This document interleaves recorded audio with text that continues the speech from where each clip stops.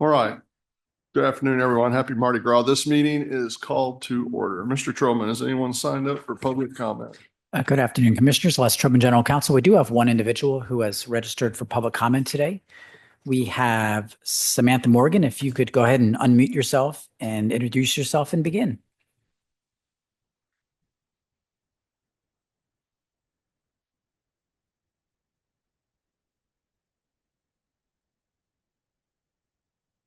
Ms. Morgan?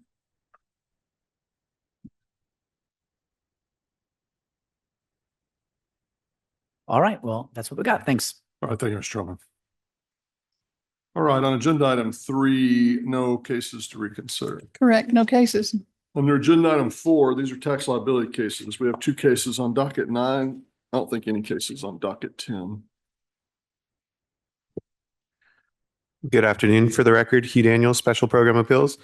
That is correct, Chairman Daniel. There are 2 tax liability cases on docket 9 and no cases on docket 10. For docket 9, the first case number is TD-24-059-1024. Commissioner Esparza. Agree with the recommendation. Commissioner Trevino.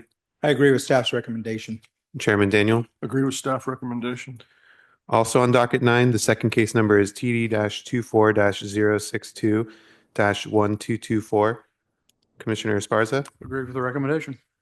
Commissioner Trevino. I agree with staff's recommendation. Chairman Daniel. Agree with staff recommendation. Thank you. That concludes the tax liability cases for these dockets. All right. Thank you. On agenda items 5 and 6, we don't have anything scheduled to be heard. On agenda item 7, we have no wage claim cases on docket 9. Looks like we have 1 case on docket 10 pulled for additional discussion. Yes, sir, that's correct. 1 case on docket 10. It's case number 23-053696-1. Commissioner Trevino? The employer in this case filed multiple late appeals, including an appeal to the WCAT decision that was 9 days late.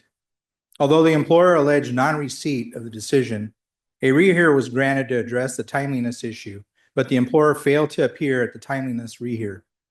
Therefore, the employer has not provided any evidence that their late appeal falls under any exception to the timeliness rules, and the appeal should be dismissed as late for lack of jurisdiction.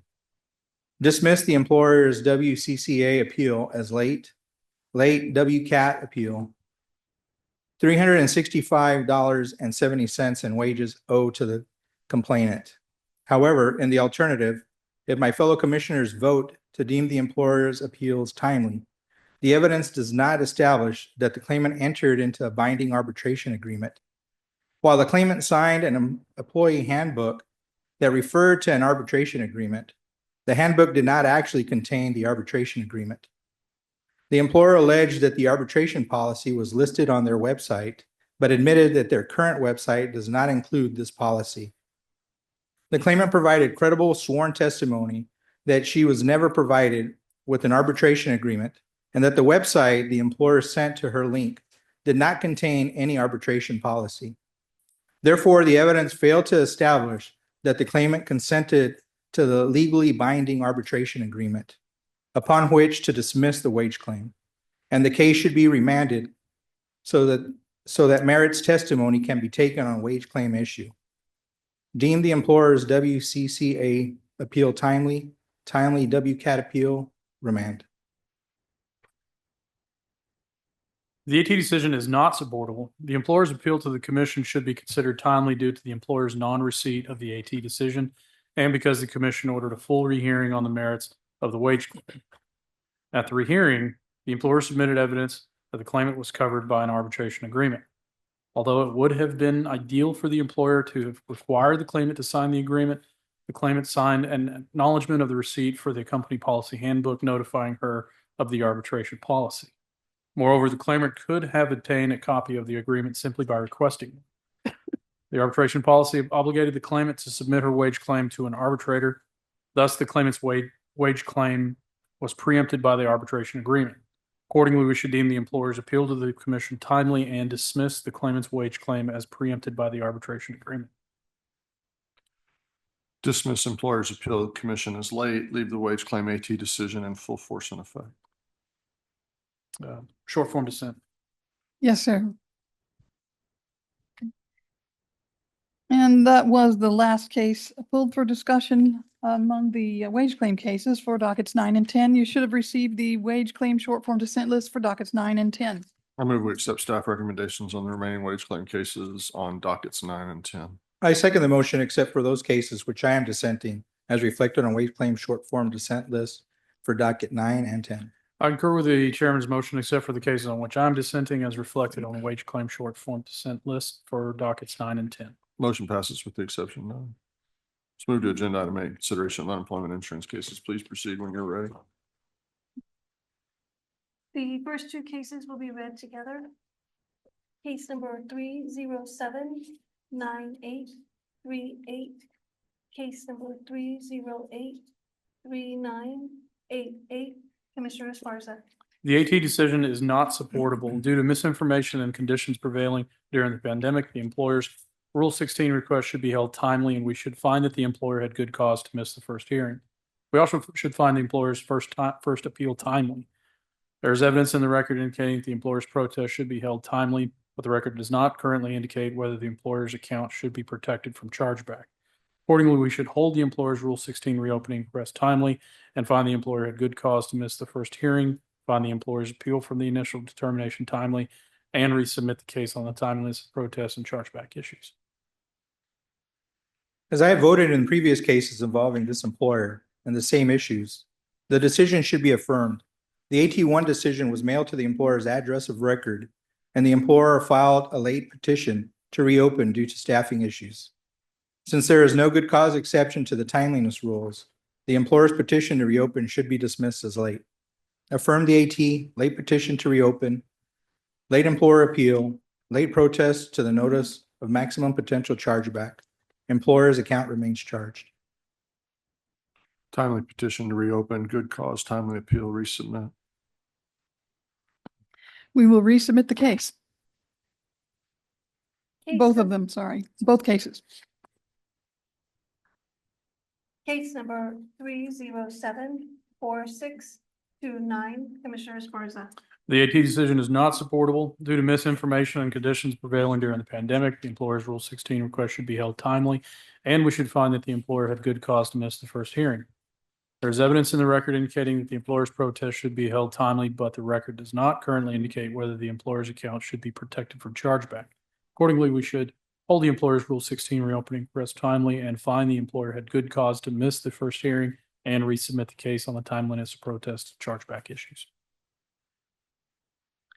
As I have voted in other cases involving this employer and the same issues, the decision should be affirmed. The AT1 decision was mailed to the employer's address of record, and the employer offered no arguments as to why they filed a late petition to reopen. There is no good cause exception to the timeliness rules. Therefore, the petition to reopen should be dismissed as late. Affirm the AT, late petition to reopen, late protest to the notice of maximum potential chargeback. Employer's account remains charged. Timely petition to reopen, good cause, resubmit. We will resubmit the case. Case number 307-9859. Commissioner Esparza. The AT decision is not supportable due to misinformation and conditions prevailing during the pandemic. The employer's Rule 16 request should be held timely. We should find that the employers had good cause to miss the first hearing. We should also find the employer's first appeal timely. There is evidence in the record indicating that the employer's protest should be held timely, but the record does not currently indicate whether the employer's account should be protected from chargeback. Accordingly, we should hold the employer's Rule 16 reopen request timely, find the employer had good cause to miss the first hearing, find the employer's appeal from the initial determination timely, and resubmit the case on the timeliness of protest and chargeback issues. As in the previous case, the decision should be affirmed. The AT1 decision was mailed to the employer's address of record, and the employer provided no reason for the late petition to reopen. Since there is no good cause exception to the timeliness rules, the employer's petition to reopen should be dismissed as late.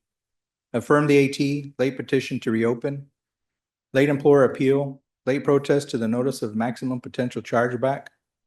Employer's account remains charged. Timely petition to reopen, good cause, timely appeal, resubmit. We will resubmit the case. Case number 3611423. Commissioner Trevino. The AT decision is not supportable The claimant was unable to participate in the AT1 hearing because he registered 3 minutes late. The complainant did not understand the instructions provided to him and called in to register as soon as he realized that he needed to do so. Therefore, the claimant established good cause for missing AT1 as he made a good faith effort to participate in the hearing. Modify the AT, claimant established good cause for AT1, resubmit. We should affirm the AT decision concerning good cause. Although the claimant received the AT hearing packet, he did not register until after the time of the scheduled hearing. Since the claimant was not prevented from participating in the AT hearing due to circumstances beyond his control, he did not establish good cause. Concerning the job separation, the claimant was discharged when he damaged employer's vehicle and thereafter failed to report the incident. Since the claimant did not inform the employer about work-related incident, he mismanaged his position of employment. As such, we should affirm the AT decision. The claimant did not establish good cause for missing the AT hearing, misconduct, no chargeback. Good cause, resubmit. We will resubmit the case. Case number 3633402, Commissioner Esparza. The AT decision should be modified.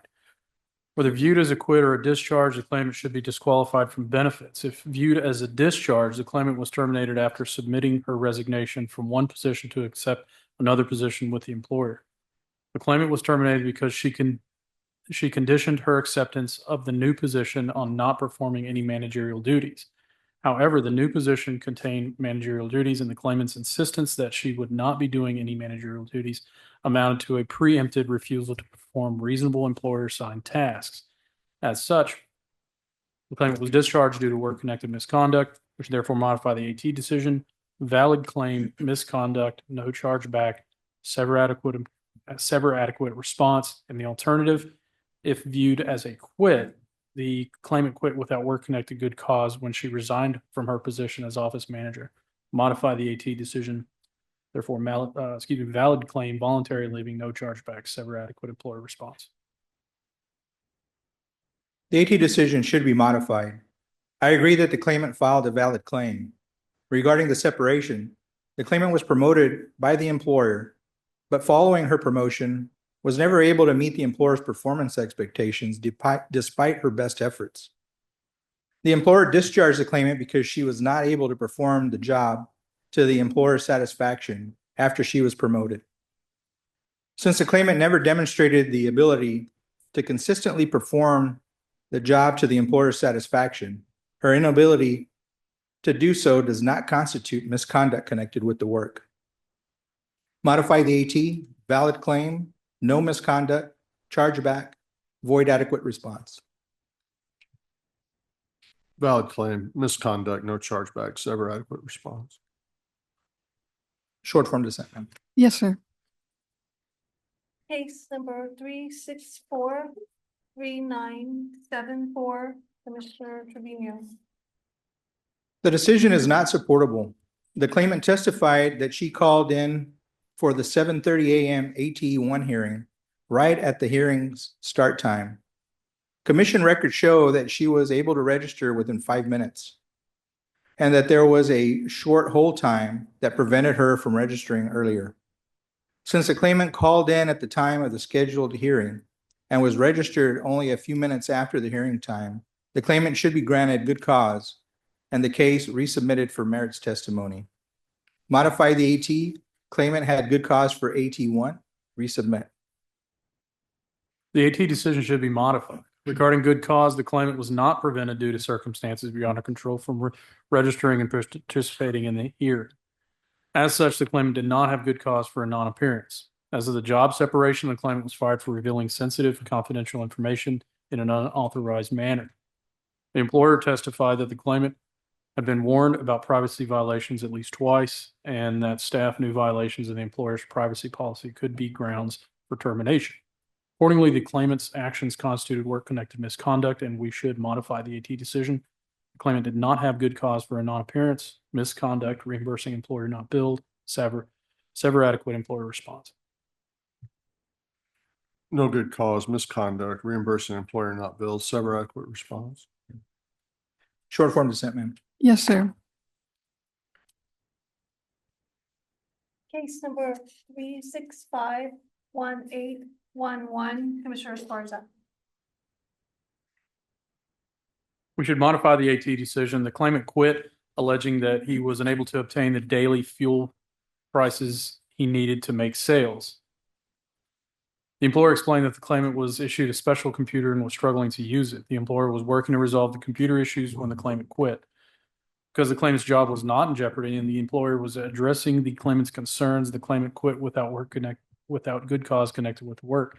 However, even if we accept the claimant's position that he was unable to receive the fuel prices directly due to no fault of his own, he testified that another employee would send the prices to him. If the claimant was able to receive the fuel prices using another reasonable method, then he could have continued working while the employer resolved the matter to his satisfaction. Thus, because the claimant quit without without good cause, we should modify the AT decision, voluntary leaving, void chargeback. The AT decision is correct. The claimant resigned from his job due to the employer's refusal to address his reasonable concerns that the employer failed to provide him with the necessary tools to perform his job. The claimant had reported to the employer that he was not being provided with the daily fuel price list, which the employer acknowledged was necessary. Despite the claimant's complaints, the employer did not correct the issue, keeping the claimant from making any sales and causing customers to lose confidence in the claimant. Since the employer failed to address the claimant's legitimate complaints, the claimant had good cause connected with the work for quitting. Affirm the AT, no voluntary leaving, void chargeback. No voluntary leaving, void chargeback. What would you say, void chargeback? Sorry. That's what I Void. said. Yeah, We have a majority vote to void the chargeback. Okay. Short form dissent on the voluntary leaving. Yes, sir. Case number 365. 3675, Commissioner Trujillo. The decision is not supportable, since the evidence suggests that the claimant went into the Workforce Solutions office within the appeal period for the AT1 decision in an attempt to file a timely appeal, as evidenced by the fax cover sheet on Workforce Solution letterhead dated 3 days after the AT1 decision was mailed. Her petition to reopen should be deemed timely and the case resubmitted for merits testimony. Reverse the AT, timely petition to reopen, resubmit. In the alternative, I could agree that the case should be reheard to specifically question the claimant as to whether she went into her local Workforce Solutions office and whether she received assistance in filing her appeal from TWC staff within the relevant time frame. The AT decision should be affirmed. The claimant filed her Rule 16 petition to reopen beyond the applicable deadline to do so, and there are no good cause exception to the timeliness rules. Accordingly, since the claimant's Rule 16 petition is late, it should also be dismissed as late, leaving the underlying AT decision in full force and effect. Should therefore affirm the AT decision, late claimant Rule 16 petition to reopen, misconduct, no chargeback. Timely petition to reopen, resubmit. We will resubmit the case. Case number 3667359, Commissioner Esparza. We should reverse the AT decision. The claimant was terminated for violating the employer's conflict of interest policy.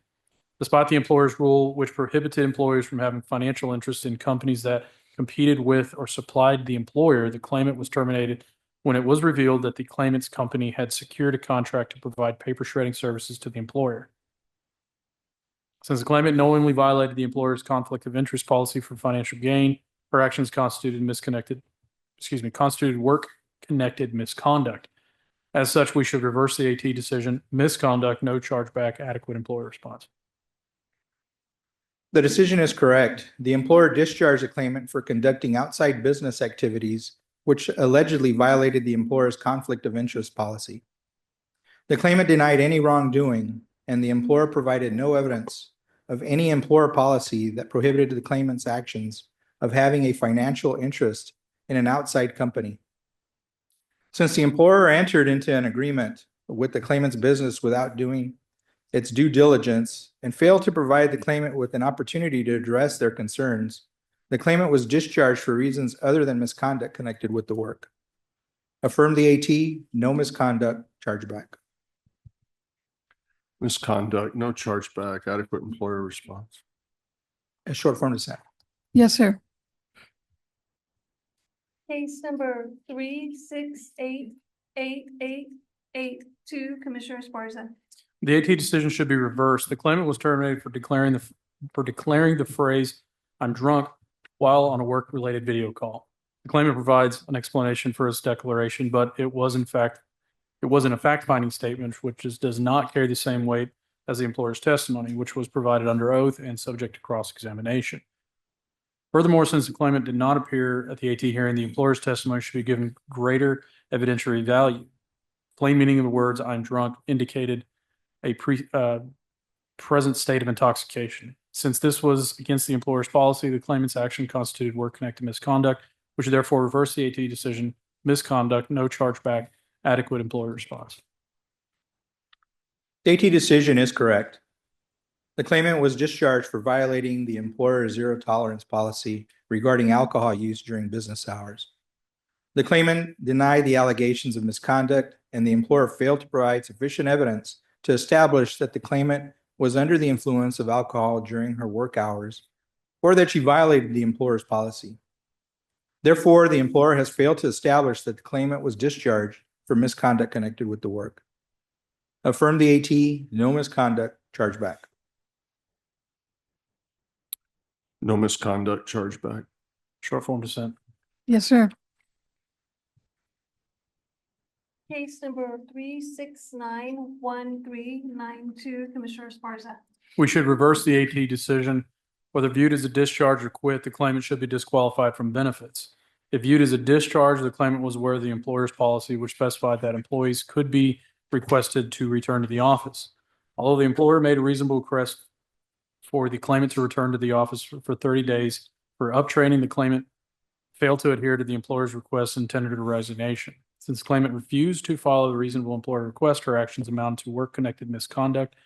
Reverse the AT decision, misconduct, no charge back, adequate employer response. If viewed as a quit, although the claimant was provided sufficient time to find childcare, the claimant quit when she was advised to return to the office for additional training.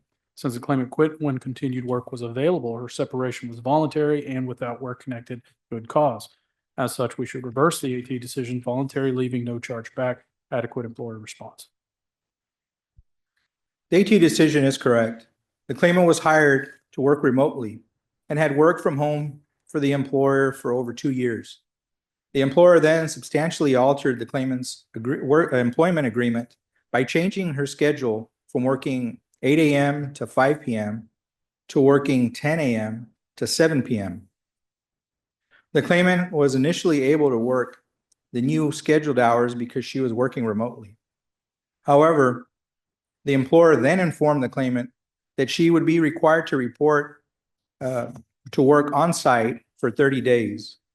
The claimant was unable to work the new schedule on site because she could not find childcare centers to provide after-hour care. Since the combination of the change in schedule and directive to report to work on site for an extended period was a significant change in the claimant's hiring agreement, which the claimant was unable to accommodate due to reasonable childcare limitations, the claimant had good cause connected with the work for quitting. Affirmed AT, no voluntary leaving, chargeback. Voluntary leaving, no chargeback, adequate employer response. Short form dissent. Yes, sir. Case number 3807340, Commissioner Trevino. The AT decision is not supportable. After the claimant reported to the employer that her supervisor had intentionally walked in on her while she was changing her shirt, the employer delayed investigating and ultimately decided that the claim of sexual harassment was inconclusive, in part because they had lost the video footage of the incident. Following her complaint, the supervisor's reinstatement, the claimant felt targeted and was unsafe at work. The final straw was when the employer repeatedly called the claimant into the office to answer questions about a complaint involving another employee who the claimant had not spoken with in several months, and then placed the claimant on an unexplained suspension. Since the employer did not properly handle her harassment complaint, and since the claimant reasonably continued to feel targeted and unsafe at work, she had good cause connected with the work for resigning. Reverse the AT, no voluntary leaving, chargeback. We should affirm the AT decision. The claimant's sexual harassment complaint was investigated and addressed months prior to her resignation. Due to the remoteness of that incident, it was proper for the AT to focus on the final incident, which prompted the claimant's decision to quit. That incident involved the claimant being called into a meeting and questioned as part of the employer's investigation into an employee complaint. The claimant was placed on paid leave consistent with the employer's normal procedure. She was not threatened with discharge nor accused of any wrongdoing. Furthermore, other issues the claimant brought to HR were addressed by the employer. Thus, because the claimant's concerns were addressed by the employer, the claimant quit without good cause connected with the work. Affirm the AT decision, voluntary leaving, no chargeback. Voluntary leaving, no chargeback. Short form dissent, ma'am. Yes, sir. Case number 3839420, Commissioner Trevino. The decision is not supportable. The claimant filed a disaster claim on 7/21 of 24 after being impacted by Hurricane Beryl. On 8/4, the commission notified the complainant that he had to verify his identity for the claim. On 8/15, the claimant uploaded his driver's license and passport. The next day, the commission issued a determination that the claim had or was valid because the commission was able to verify his identity. The claimant, who only filed for 4 weeks of benefits, last filed a payment request on 8/21. After this, the commission issued another determination on 8/23, which held that the claimant ineligible because he needed to verify his identity. The claimant was confused by the conflicting information and didn't realize that he had to file an appeal to this determination. Later, the commission again confirmed that the claimant had verified his identity and closed the ineligibility. However, this left the claimant ineligible for the 4 weeks he filed claims. Due to the confusing and conflicting information from the commission, timeliness sanctions should not be applied to this case, and the claimant's appeal should be deemed timely. Additionally, since the evidence established that the claimant took repeated steps to report to the commission and verified his identity for claim, he should not be held ineligible for the benefits he requested. Reverse the AT, timely claimant appeal, reporting eligible. We should modify the AT decision regarding timeliness. TWC records indicate that the claimant opened the determination in question on the same day it was issued. The claimant may have been confused, but was not misinformed about his appeal rights or the procedure for properly verifying his ID. Nonetheless, the claimant filed an appeal more than 2 weeks late. Regarding the identity issue, the claimant properly verified his identity at a USPS location on September 10th of 24. Based on the late appeal, the commission could take the continuing jurisdiction of the open period ineligibility beginning on September 9th, 24. However, the ineligibility was closed by determination effective September 7th, 2024. And we do not have jurisdiction to close the ineligibility any earlier. We should modify the AT decision, untimely claimant appeal, reporting not eligible July 21st of 24 through September 7th of 2024. Timely appeal, reporting eligible. Short form dissent. Yes, sir. And that was the last unemployment insurance case pulled for discussion on docket 9. You should have received the UI short form dissent list for docket 9. I move we accept staff recommendations on the remaining UI cases on docket 9. I second the motion except for those cases which I am dissenting, as reflected on the UI short form dissent list for docket 9. I concur with the chairman's motion, except for the cases on which I'm dissenting is reflected in UI short form dissent list for docket 9. Motion passes with the exceptions noted. Thank you. Proceeding to docket 10.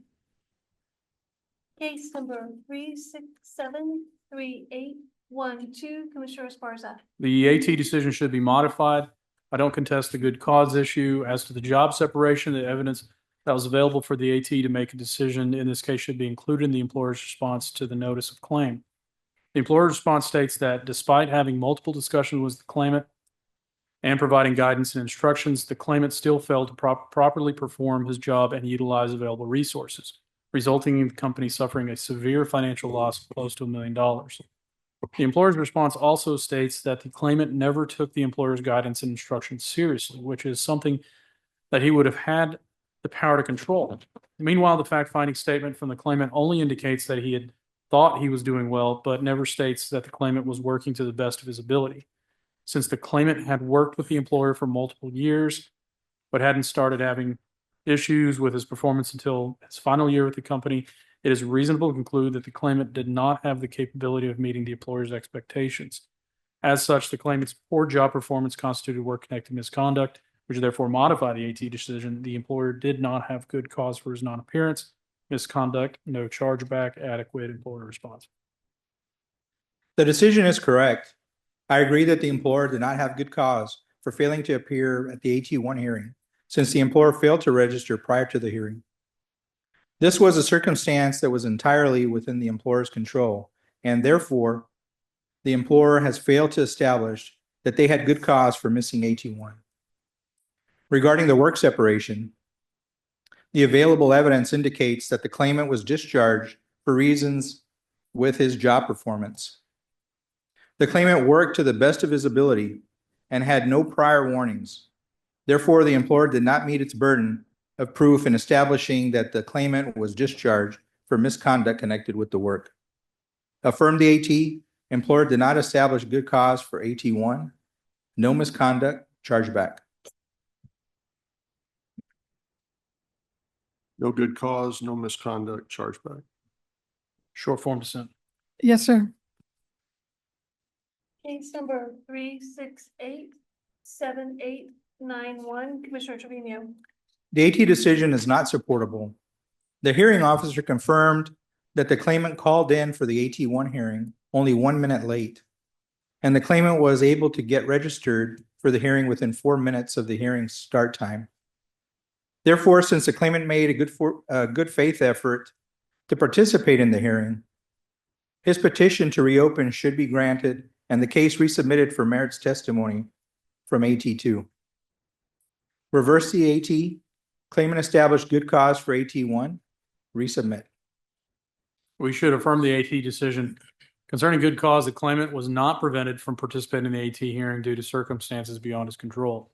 As such, the claimant did not establish good cause. Concerning the claimant's filing ineligibility, claimant filed late claim certifications because he relied on instructions of a friend rather than the commission guidelines and requirements for filing. Since the claimant did not follow the recommendation or the requirements for filing, we should affirm the AT decision. The claimant did not have good cause for his non-appearance, filing not eligible from December 11th, 2022 through September 2nd of 2023. Good cause, resubmit. We will resubmit the case. Case number 3694146, Commissioner Esparza. We should reverse the AT decision. The claimant was discharged for taking lottery tickets without authorization and without paying for them. She admitted to taking the tickets without seeking permission from either the restaurant manager, who directly supervises her, or the store manager. The claimant later paid for the tickets, but only when confronted by management. Furthermore, the employer's policy explicitly states that purchasing lottery tickets while on duty results in immediate termination. Taking the tickets without authorization and by violating the employer's policy, the claimant mismanaged her position of employment. Reverse the AT decision, misconduct, no chargeback, adequate employer response. In the alternative, we could rehear the case. The employer has provided videos of the final incident. The claimant can be seen furtively taking lottery tickets during 2 separate instances. Admission and review of these videos could remove any doubt my fellow commissioners may have.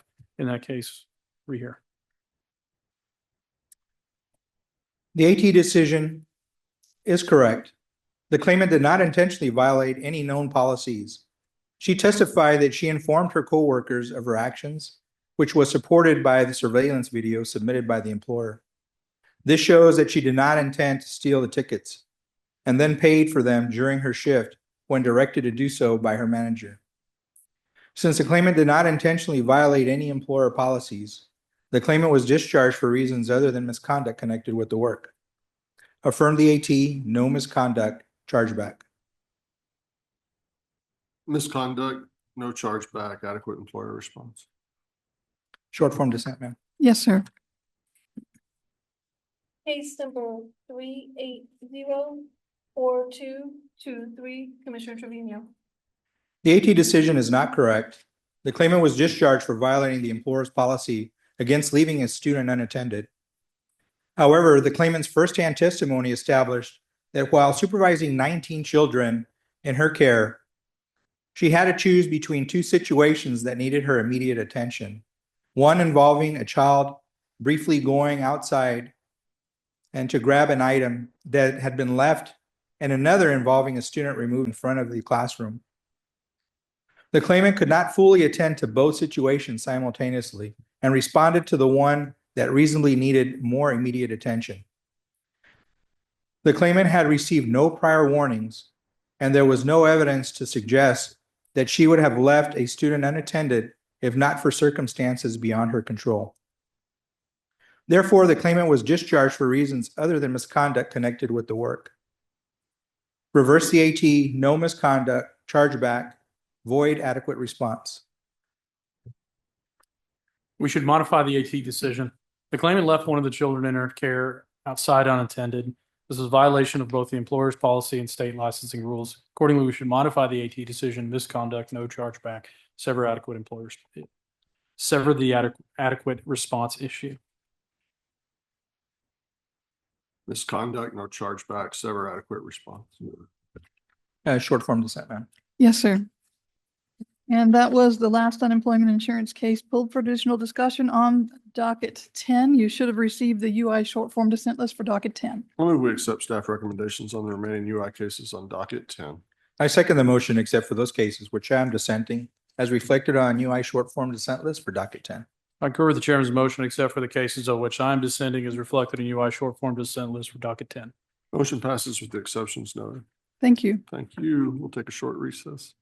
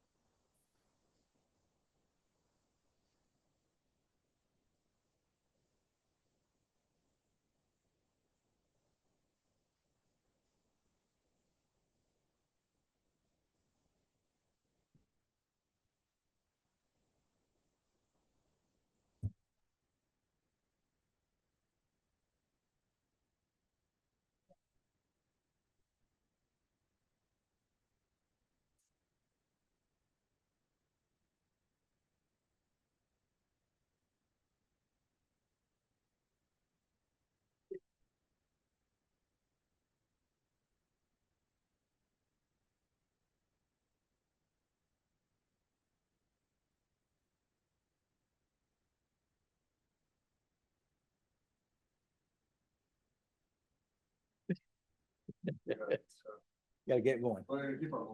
Yeah. All right, this is agenda item 9, acceptance of BCY 24-25 child care matching funds. Good afternoon, Commissioners. Mr. Cerna, for the record, Stephen Sager, Workforce Development Division. In accordance with federal regulations and TWC Chapter 809 Child Care Services Rule, TWC encourages the boards to secure and submit local matching funds to TWC to receive a portion of the CCDF funding. Supporting documentation for BCY 25 includes 2 donations and 71 match agreements from 24 boards listed in your materials, totaling $25,938,731. Boards have secured 109.18% of the statewide child care local match targets for BCY 25, with all 28 boards securing at least 100% of their target. Staff is recommending that TWC accept childcare donations and pledges for expenses for BCY 25 in the amount of $25,938,731. Happy to answer any questions. Are there any comments or questions? None here. No Is question. there a motion?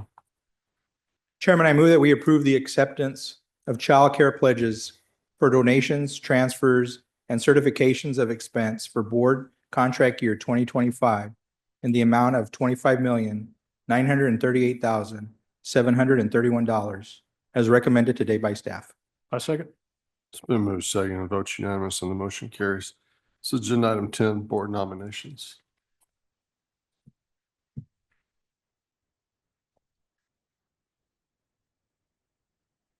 Good afternoon, Chairman, Commissioners, Mr. Cerna. For the record, Patricia Martinez, Workforce Development Division. Today, for your consideration, we have Workforce Board nominations for Workforce Solutions, Deep East Texas, Tarrant County, Gulf Coast, Rural Capital Area. Staff recommends approval on the presented nominees, and I'm here to answer any questions you may have. Any comments or questions? None here. No questions. Is there any motion? Chairman, I move that we approve the local workforce development board member nominees presented today for the following: Workforce Solutions, Deep East Texas, Tarrant County, Gulf Coast, and Rural Capital Area. I second. Been moved second and votes unanimous and the motion carries. Thank you. Thank you. A legislative report. I think that's a new tie. It's not. No. It's worn it before. He only trots them out about every 2 years. Oh, it's vintage. That's like the fad right now. The trend. Good afternoon, Mr. Chairman, Commissioners, Mr. Cerna. For the record, Michael Brick, Governmental Relations, and I can confirm it is not a new tie. I'm sorry, I will do better next time. I Thank you. promise. Appreciate the confirmation. This week, GR is monitoring several federal hearings. Today, the U.S. House, Senate, and Veterans Affairs Committees held a joint hearing to hear legislative proposals from veteran service organizations. And tomorrow morning at 10:15 in the morning, U.S. House Education and Workforce Subcommittee on Higher Education and Workforce Development is holding a hearing on strengthening WIOA to improve outcomes for America's workforce. Also at the federal level, Congress is currently working to extend government funding. Government funding currently runs out next Friday, March 14th. On the Texas legislative side of things, the House Committee on Trade, Workforce, and Economic Development is holding a hearing tomorrow morning at 8 a.m. to hear updates from agencies under the committee's jurisdiction. And Mr. Cerna will be testifying on behalf of TWC at the hearing. This concludes my remarks. I'm happy to answer any questions. Any comments or questions? None here. No questions. Thank you. Thank you. An executive director's report. Not today. Is there any other order of business come before the commission? No. Is there a motion to adjourn? Chairman, I move to adjourn. I second. It's been moved seconded to adjourn. We're adjourned.